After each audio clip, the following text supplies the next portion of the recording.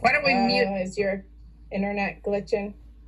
Let's mute everybody else, guys. Okay, there we go. We good, John? Sorry, I think we glitched somewhere in there. Okay, so guys, around the same time I joined Rotary last year, I also joined, I wanted my girls and I to learn some sort of martial arts, some self-defense. So I had gone to UMAC, which was right down in Victor. It's just down the road, not very far from us. And I went there and I took my girls. And after the younger groups class, I realized that there was a females class. And I thought that would be perfect for Mariana and I to join. It's called Women Empowerment, which is self-defense for women. There's just a lot of things out there. We all have to take care of ourselves. I've known John for about, I'd say about 5, maybe 6 years now.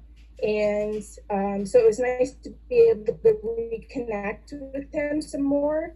He's been, I consider him my sensei, my coach, and at this point, definitely a friend. So John, go ahead and take it away. And whenever you're ready, I do have some questions for you. Good. Thanks, Marcy. Well, first of all, thank you for having me on. I always really enjoy the opportunity to get on to venues like this or speak in front of people, just because I believe so much in what we do and have done. And it's not just what we're able to give people, it's the community and the camaraderie and everything else that's developed through this exchange of, I guess people say martial arts, but it's really an empowerment for everybody. I'll give you a little bit of my background. As far as the martial arts goes, or UMAC goes, we started in 1999 in Brighton. We had a place right near the 12 Corners, and we opened right up with kids and adults, of course. We opened our Victor branch in 2007. And for about 5 years, we operated 2 facilities. Then in 2013, we closed the Brighton branch and consolidated into Victor. Subsequently, I moved to Victor. I'm a Victor resident now. We have a ton of community members from the Bloomfield area and really all over, but primarily from Ontario County now. And you know, that's how we started. I do a lot of programs like this. I'm involved with, I was on the board with rape crisis services for years, Alternatives for Battered Women. We've done kids programs. We've done programs certainly for the elderly and special populations. So it's really just about getting out there, building people up, really teaching them what true self-defense is. And it's not what most people think it is as far as the movies go. And we have this saying that self-defense begins with the ability for you to believe you're worth defending, right? And all of us have different upbringings, different backgrounds, and things of that nature. So that's kind of it in a nutshell. So to kind of explain a little bit about the programs, I believe I can share my screen, just give you guys a really brief overview of the different programs that we do. So Marcy, I have the ability to share, correct? It says disabled. You may have to give me the ability again, because I had to log off my internet. Something happened with it, and I had to log back on.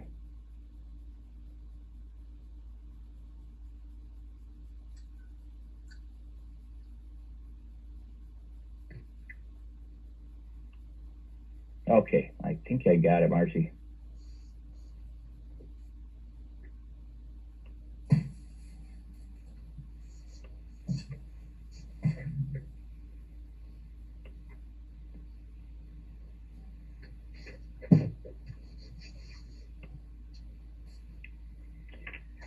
All right, so let's see. Open system preferences. Okay, guys, hang on. Well, you know what? I'm not gonna bother with that. I'm not gonna have you guys hold. Let me just I'll just briefly explain about the different programs. We have a program for the kids called Bully Proof, and that involves kids 5 through 7 is our chance program, and then 8 through 12 is our junior program.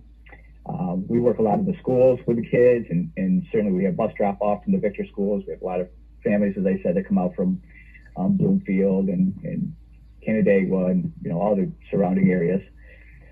We have a women's only program. It's called Women Empowered. It's an international program, and I have other assistants that teach. So a lot of times people say, "Oh my gosh, why are you teaching?" As a man, teaching the women's self-defense, and I share my story within the classes. But my upbringing, I was exposed to a lot of things, as many of us were, and so it kind of drove me to become involved with the women's classes and teach from that. But we have great assistants. Marcy, as a matter of fact, is going to be going for her assistant instructor. Hopefully she'll be joining us out in LA for that certification coming up when we're all able to congregate again. And then we have a co-ed program we call Gracie Combatives. And Combatives is kind of a strong name, but it's just a co-ed program of self-defense that involves jiu-jitsu. And for those of you that names may sound like something fancy out of the movies, it's really just the ability to use your body in ways to that are efficient, that doesn't require strength, as much strength, certainly requires some strength. It just involves normal body movements that allow you to be healthy, protect yourself, and remove yourself out of bad situations. We do a lot of law enforcement training. I do that at a national level and go out to these different departments, as well as offer programs for the local law enforcement and military. And I think that covers the gamut of what we do. So I'd like to go over, I think, before I open it up for questions, I enjoy going over this, we call it principles of self-defense. And this applies to everybody. And so there's 5 principles. And the reason I like principles versus techniques, we always say we're a principle-driven program rather than a technical-driven. Because a technical-driven program, really, you have to come in, you learn moves, and to think that you're going to remember techniques that you learn, whatever your age is, in a 2-hour program or a 1-hour program, it's not likely. But principles, once believed, you will remember, and you can build on. So the 5 principles of physical self-defense that we talk about all the time is, number 1, react immediately, decisively, and explosively. And that reaction could be running. Reaction could be physical. You may need to do that. Reaction could be, using your head to get out of a situation. So react immediately, decisively, explosively. The longer that we allow somebody else to dictate the pace of what's going on, the more difficult it is for us to remove ourselves from that position, right? It makes sense. But it's the scariest piece, right? It's the admission that, my gosh, I'm in this. But again, through training, it's the same. We do this with the law enforcement personnel. It's instead of being like an ostrich with your head in the sand, realizing this is a bad situation I'm in and addressing it, as appropriate as possible. Number 2 is yell loudly. And in martial arts, you guys have probably all seen movies where they're doing all those crazy martial arts sounds, right? But yelling loudly does a few things. Number 1 is it draws attention to the situation. Number 2, it releases adrenaline into our system. It kind of flips the switch, if you will, and it almost gives us permission to do whatever we have to do, whether that's run or fight or scream or whatever we have to do. It also makes sure that we're breathing, right? There's a tendency when we're frightened and when we're startled and we're stressed to hold our breath. So through yelling, we practice that. You'll alleviate many of those issues. Number 3, and this can sound, kind of violent, but it's attack a vulnerable target. If we have to protect ourselves, and we teach the kids the same thing, folks. We don't want kids walking around in kind of apathy and denial. We teach our kids to be aware. We teach them how to look in the eyes of somebody. We encourage that, and the families all do that too. So we're just facilitators of what the families are doing at home. We teach them to give a strong handshake. Now that may change now, based on the things that we're going through. But the point is that they're showing a level of confidence, right, and connectiveness, and this helps them not just in their safety, but in every communication that they do throughout their life. So. And physically, if you need to attack a vulnerable target, you want to strike something that's going to allow you to remove yourself from that situation, plain and simple. Number 4 principle is 100% conviction. And this this makes sense when I explain it, is that whatever we do, we're going to do it 100%, whether that's running, yelling, fighting back, whatever we need to do. Because anything less just reduces the chance that we're going to get out of that situation. And then number 5, and these principles, by the way, are not my personal principles. This is every crime prevention expert worldwide will echo these in some way, shape, or form. But number 5 is no second location. So, and basically that's a commitment to ourselves that under no circumstances are we going to allow somebody to coerce or physically take us to another location. We've all seen movies, and fortunately, most of us get our information on violence from news or from movies. And I know many of you have been in situations, but my point on that is that in movies, movies are often, depicted as somebody being in trouble. Somebody goes and saves them. They get out of that. The fact of the matter is that if we're in a second location, the chance of us getting out of there is reduced immensely. The person is taking us to a second location, again, whether that's coerced or physical, but they're bringing us to another location to make their job of controlling us easier, right? And I can leave it at that without getting any more descriptive, but there's just time and story after story of people being in another location. So simply these, when I talk about them in a 5-minute kind of dissertation, it sounds very, scary and everything. But you guys, it's the way that we train, where we don't alarm anybody, but it's like under no circumstances in that number 5 are we ever going to let anybody take us to the location. So this is really, really important that we're teaching our young women this as they're going off to college. So you guys, I know Marcy said she'll share our website, and please, you guys, I'm writing Victor, you're welcome to call me, contact me, email me anytime. We'll have free self-defense programs going on for the community. We always do these. We do them 3 or 4 times a year, and we certainly do one before the kids go off to college, usually at the beginning of August. So that is it. As far as my, 10-minute presentation and on kind of what we do and maybe some principles that you can take with you.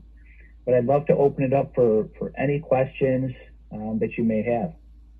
Well, what I did last night is John asked me if I would come up with some questions to kind of interview him, which of course then my mind goes, oh my gosh, this is tomorrow morning. So John doesn't know this, but I reached out to some of my classmates. So these are some questions that Brody, Lauren, Kara, we've got Danielle and Rachel have all helped me with. So one of the questions that I thought was really nice, Brody, I believe, asked me this, is who do you know is the oldest person that has done jujitsu? Yeah, we had a 60, he would be 68 years old now. He's not training right now, but the limitation is not age. It never is age. And these self-imposed limitations we put on ourselves. But truly, age, we all need to be healthy. We all need to know jiu-jitsu. Jiu-jitsu is about life. It's about health. There's another program that I put together, another YouTube channel that I share with you called True Strength, and it's mobility, right? And I do mobility from, everybody from Division I athletes to octogenarians. So we all need to move, and mobility is just movement with purpose. So rather than just, stretching, which is good, and strength training, being mobile allows us to use our strength and our flexibility in movement. So age really is not a deterrent. You have to make some modifications. Hey guys, I'm older than I was yesterday, and I'm certainly older than I was when I started. And so my workouts change, but they're still efficient, and it allows me to do what I need to do. And then along with that, what would you say is the biggest misconception of jiu-jitsu? Well, it actually is right along with that. I hear this all the time that, well, I'd love to try this, but I got to get in shape first, right? And I laugh because I get it. I really get it. However, trying jiu-jitsu gets you in shape. And it's a comfort. And what I ask people to do is just come in, if there's an interest, but give it a try. And if it's not for you, it's not for you. But at least you'll know what's not for you, right? At least you'll know what you're saying. Well, maybe this isn't for me to, rather than these ideas that come up in our head based on, movies or shows or watching little kids run around and do their martial arts. You guys, I train with a group called the Gracies out of Torrance, California. It's a worldwide organization, but it was founded in 1925 by their grandfather, who's passed away now, Elio Gracie. He was trained, he lived to 97 years old and was seen training, videos of him training right up until the end. Was it modified? Yes. That's life, right? That's the way that it should be. We should modify and just keep going and being strong and enjoying the camaraderie and the brotherhood and the sisterhood that comes with being strong and safe together. Danielle had asked, as far as martial arts and the thought process, how do you think that can be applied in daily life? Oh my gosh, I guess I could talk about that. I think that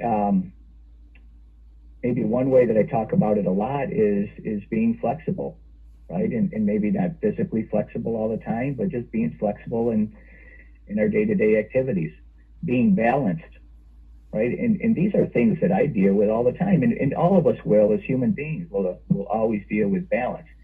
Well, given the situation that we're in now, there's balance that we're looking at all the time. Should I wear a mask? How close do I get to somebody? Do I respect them? Do I believe in what's going on is as bad as they say, or is it worse than they say? Right? There's all of these balances, and it's acceptance to the people that are around us. I'm not going to go off on my views on this because we all have our views and they're all correct views.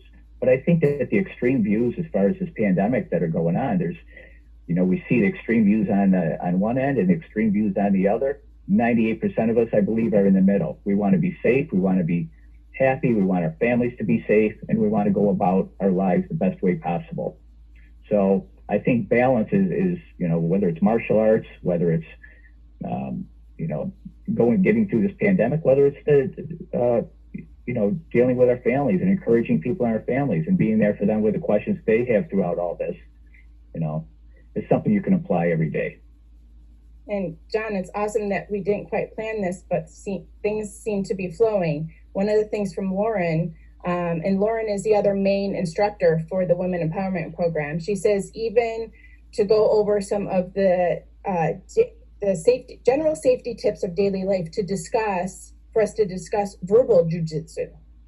And I think when it comes to this pandemic and not getting close to people, if people start getting in your space, I think this is a perfect time to talk about how to be stern to talk to people and get them out of our personal space. Yeah.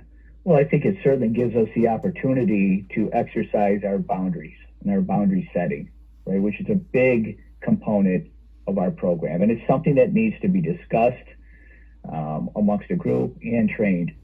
I just had this conversation with one of our assistant instructors yesterday, or Saturday rather, is we're doing a lot of Zoom classes now from UMAC. So I have instructors and myself are putting on Zoom classes for all of our programs, and they're phenomenal. They allow us to strengthen in some areas that we probably could not have strengthened as easily in a group class environment. But she came in, and guys, I'm a huge hugger, right? I mean, the kids and everybody, but now this whole boundary setting, we talked about this because from so many avenues, right? So first of all, this girl, Rachel, came in, and I said, how are you with everything? She said, okay. I said, well, should we hug? Because we always hug, right? I said, should we hug or not? And I said, before you answer me, I said, I want you to be completely comfortable telling me whatever you're comfortable with, because this is something that, both ways. I mean, I certainly can hold off on my hugging on the benefit that I get from that, but I also don't want people to feel like, oh no, it's I'm gonna allow him to do that even though I'm not really comfortable. So it's almost giving this caveat that please let me know how you feel. And I guess I don't know if that's a good example or not, but it's an opportunity, you guys, to there's all this stuff going on the internet. I'm telling you, I got to turn it off. But it's do you wear a mask? Do you not wear a mask? If it's required, do you wear it? And here's the bottom line, from my point of view: be respectful. Be respectful, whether you feel it's going to put you in danger or somebody else around you in danger. Be respectful of the venue that you're in, the people that you're around. We'll all get through this, and that's really all I'm going to say about that. Well, one of the things I was thinking about along the lines of the verbal part of jiu-jitsu is just the confronting people. Instead of being that meek person, I think somebody's following me. It's that, are you following me? Mm-hmm. And that's one of our lessons that we do in the women empowerment class. It's just that confront them. And if anything, if somebody turns around, it's like, boom, are you following me? No, I'm not. Or, yeah, got a problem with that? And that's one of the lessons, is it teaches you how to deal with that kind of stuff. And afterwards, John will share with me, I'll email out all the information. I'll put in a little video of after the class, Maya and I practicing in the car. Are you following me? Back off. We were practicing that in the car on the way home. And we were talking about Rachel being one of the assistant instructors. One of the questions she had for you would be, what is your motivation to have studied and to want to be able to teach jiu-jitsu? What has been your motivation? Oh, gosh. Well, I guess the motivation for starting martial arts was just as I just thought it was cool. I mean, I wrestled when I was a kid. I went to college. I took a class from a local guy down in Cortland. It wasn't even part of the university, or it wasn't a college course at all. It was just down in the village. So, and that just, kind of inspired me to take it. And I think that anything that I get into, I always have looked at it, not because this is anything that's special, but I always look at things that I learn. Part of what helps me learn things is my focus on how could I teach this. So I've always been a teacher, always been an instructor, and I think it's just I just love doing it. I love helping. I love learning, and I love passing that information on. And I think that the benefit that I get, the selfish benefit, is when I see people learn the things that I'm most passionate about. And to go back to what you were saying, Marcy, about are you following me? Sitting on a panel like this, when you say that to somebody, just like I would if I was learning something new, people often think, my gosh, I couldn't say that because the context is a little bit off, right? Yeah. But once you do that one time, you understand. And here's what I say that gets adults like us motivated. Be the leader that you would want your kids to be. Do the things that you would encourage your kids to do. If your child was nervous about somebody following them, you would tell them, right? Get to safety, turn around and ask them, because we know, and this is getting a little, I don't want to get into this whole psychological thing, but you trust me on this. When somebody's identified, if it's a bad guy out there and you turn around and ask them if they're following you, they're only going to say one of two things. It's either yes, which in that case, you want to be facing them, or in most cases, even if they are, it's going to be no. Now, they might give you a verbal, dump truck of words you don't want to hear, but the fact is that you've identified them, and in their mind, psychologically, they know who they are. So these things are always tough the first time. They get easier, just like everything else we do in life. I'm pretty much out of the questions that I have. So if there's anybody I'd love to open it up if any of you guys have any questions. I mean, I really enjoy this part of it. Anybody? Meg, go ahead and unmute yourself.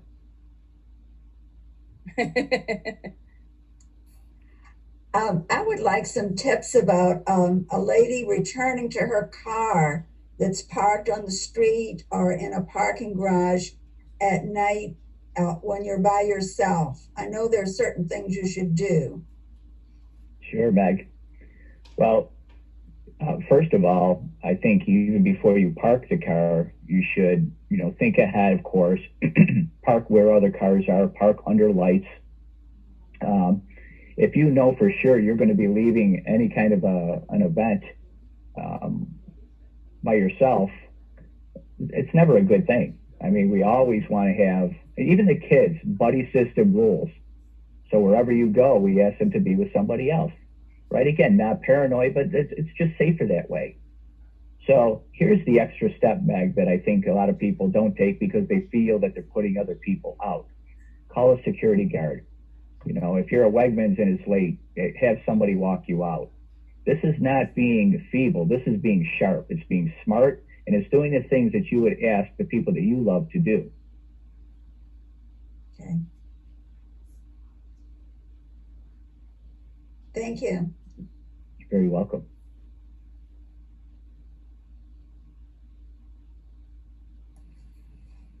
Anybody else? I'm surprised. Usually you guys are all so talkative and have so many questions. This is anonymous. I have a question.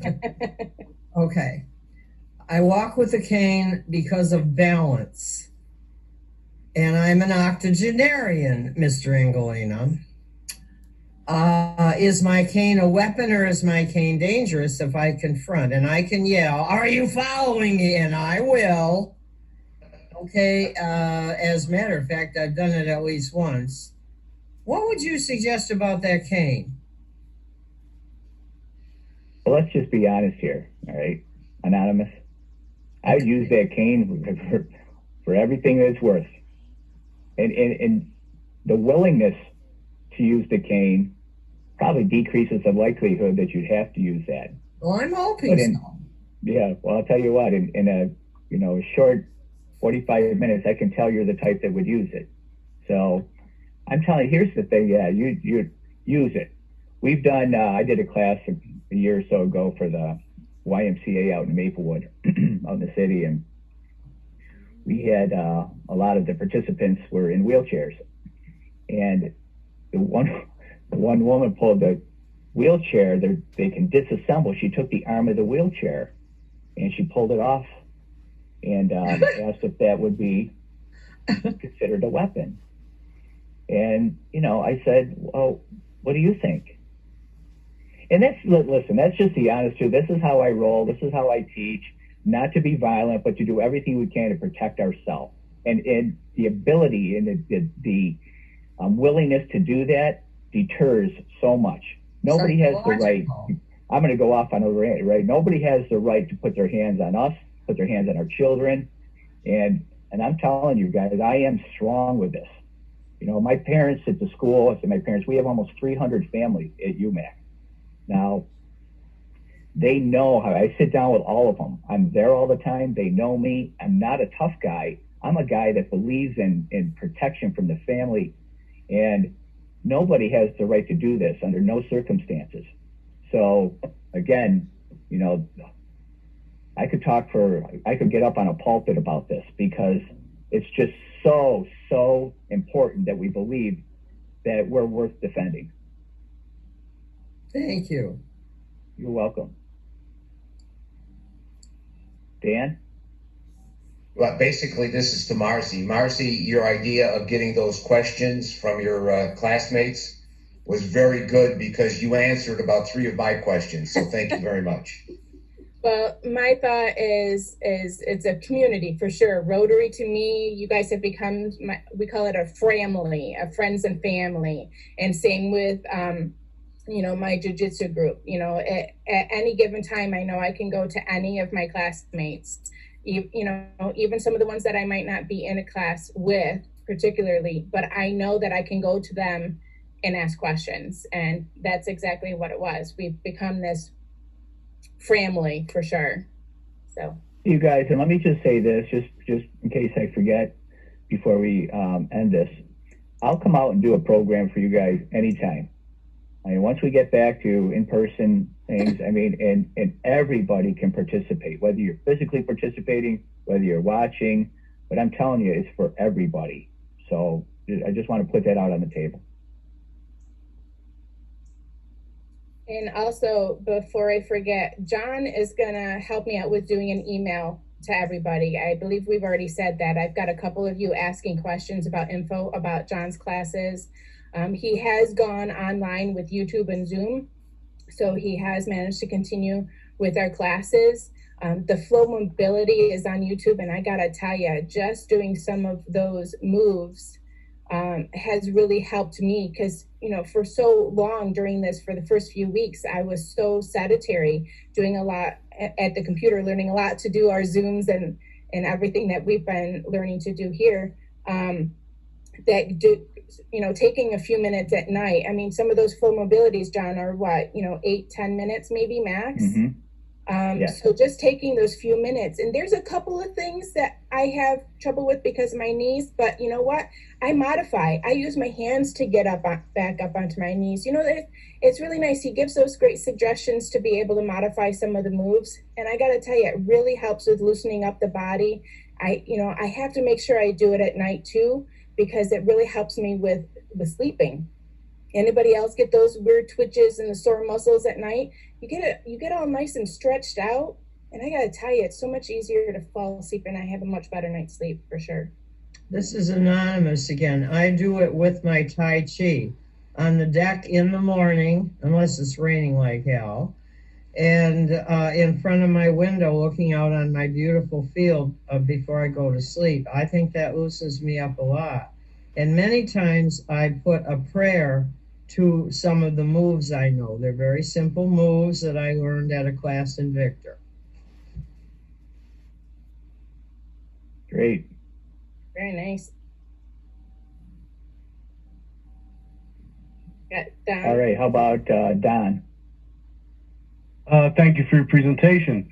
When Marcy mentioned the you following me thing, I was going to ask, are you from New Jersey? I'm not, but I've been down there quite a bit. It sounds very New Jersey to me. I know, because I'm from there.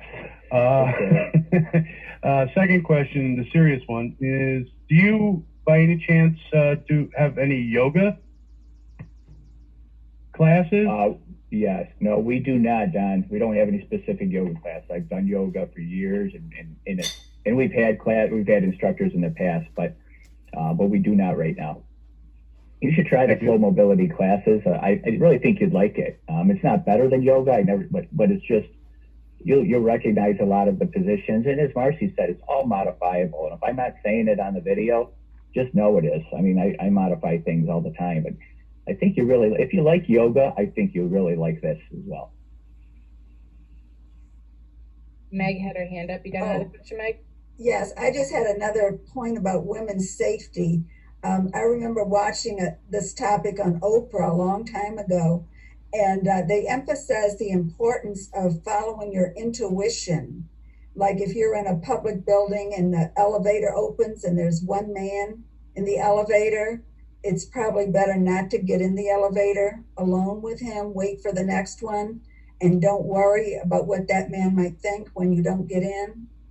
And the other point was about have your flag up about when someone won't take no for an answer.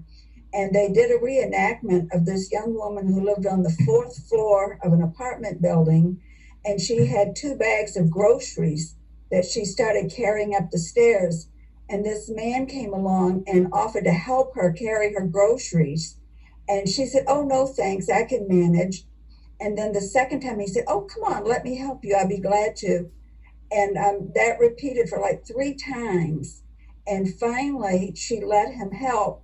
And when she opened her apartment door, he rushed in and attacked her. So they emphasized to be aware of people who won't take no for an answer. I've always remembered that. It impressed me a lot. Yeah, thank you, Meg. Well, you're absolutely right. We have an acronym that we go by in the classes, and it's TYI, stands for Trust Your Intuition. I believe that the incident that you're referring to was discussed with a man, and if you can write this down and write down, there's an author named Gavin DeBecker. Yes. Wrote a book called The Gift of Fear. Yes, that's the book that used. Yeah, I believe that story is cited in that book. And I think that the takeaway from this is trust your intuition. Your intuition only has one thing, one purpose, and that's to keep you safe. Intuition and paranoia are sometimes confused. People feel that if they're trusting their intuition and they feel something's going wrong and it doesn't go wrong, they feel like their intuition has tricked them. Listen, we know that feeling in our stomach. The hair goes up on the back of our neck. There's a lot of different ways to describe what happens when your intuition is telling you something. Always have to believe it because it only has your best interest at heart. You see a herd of gazelles. One takes off because they sense a lion. The rest of that herd doesn't need to see the lion. They know, their intuition tells them when one takes off, they take off. Yeah. Right? So just as an example, I mean, I think that's one of the best pieces of advice, Meg, and thank you for bringing that up, that we can utilize ourselves and encourage especially the young people in our lives to listen to. Yes.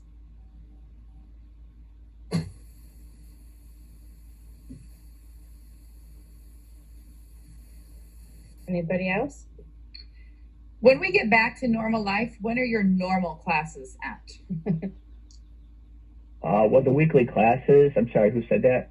Jaylene.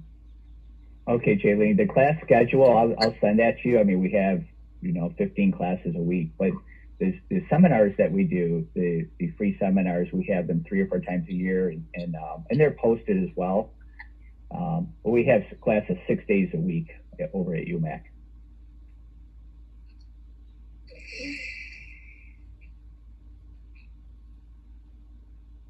Anybody else? Well, you guys, I really want to thank you for having me on.